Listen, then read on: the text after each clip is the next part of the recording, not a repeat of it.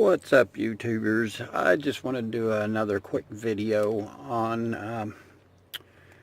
a lot of people don't understand with gun safes, especially if there's a EMP, electronics will not work. I know several people, and I have friends that have electronic gun safes.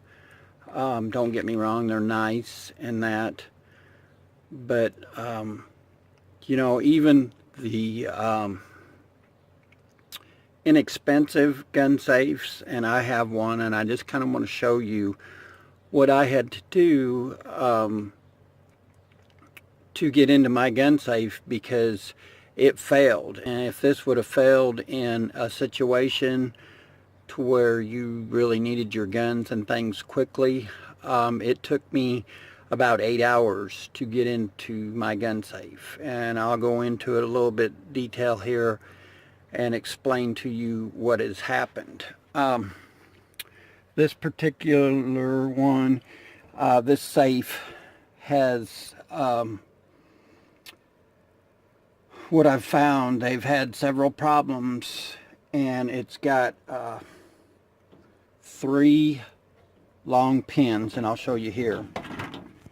These pins have a tendency, when they come in, they lock in here. The mechanism on the inside here failed on this one.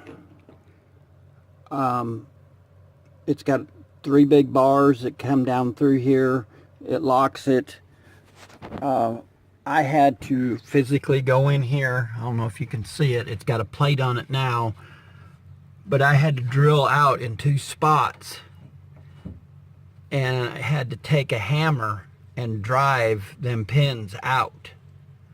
Now, if you have electronic safe, I'm sure you'd have to do the same.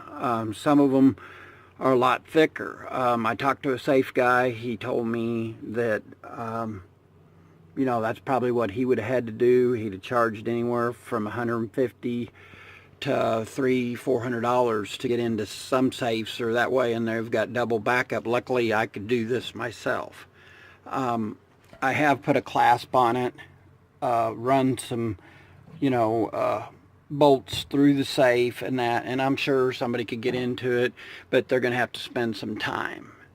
I just kind of wanted to show you, and this was the dial type, and it just failed. It locked on me. I couldn't turn the tumbler either way.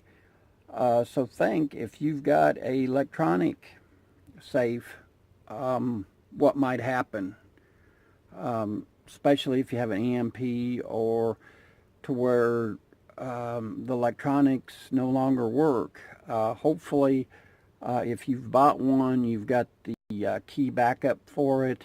You're a lot safer there. I talked to a safe guy, but that's one thing he told me. He said, you got to be a little bit more, you're going to spend a little bit more on it, and he said always have a backup. This particular one, I think it was through Tractor Supply. It was just one that it failed. They had problems with it. So I ended up drilling it out myself. So that's something to think about, guys. I just kind of wanted to share that with you. If you're needing your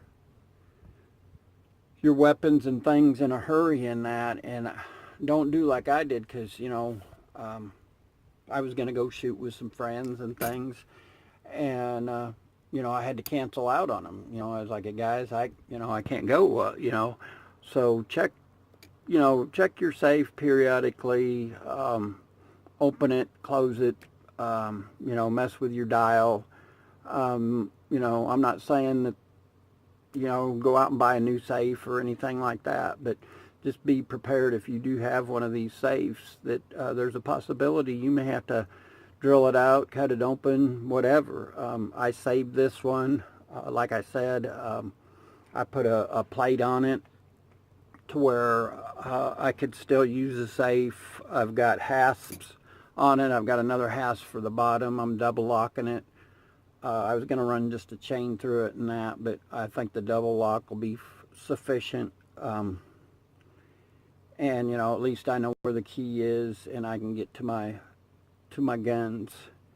And that's the main thing, guys, is, you know, just be prepared. There's always something that comes up, and you're not always prepared. So like, share, comment, subscribe. We will see you in the next video.